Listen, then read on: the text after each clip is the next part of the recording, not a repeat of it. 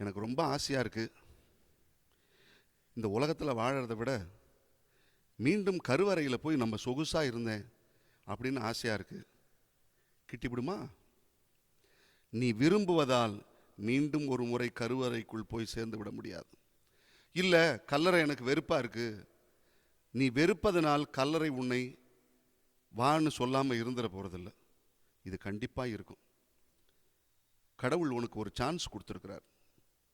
இந்த உலகத்தில் வாழறதுக்கு கடவுள் ஒரு சான்ஸ் கொடுத்துருக்கிறார். அதான் அது என்ன செய்யறது? இந்த ஒருத்தர் கிண்டலாக சொன்னது இது.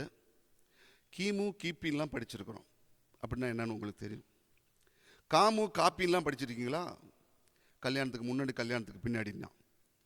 அது மாதிரி மாமு மாமி மாப்பி அப்படின்னா மரணத்திற்கு முன் மரணத்திற்கு பின் அப்படின்னு சொல்லுவாங்களாம்.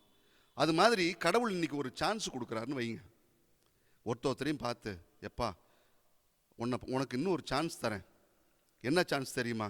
ஒரு 10 வருஷம் பின்னாடி போகலாம், இன்னும் ஒரு 10 வருஷம் பின்னாடி போய் வாழறதுக்கு உனக்கு சான்ஸ் தரேன் அப்படின்னு சொல்லிட்டாருன்னு வைங்களேன். அதை சொல்லிட்டு உடனே இன்னும் ஒன்று சொல்கிறார். எதெல்லாம் செய்வேன் எதெல்லாம் செய்ய மாட்டேன் லிஸ்ட்டு போடு அப்படின்னு சொன்னால் நம்ம என்ன செய்வோம்?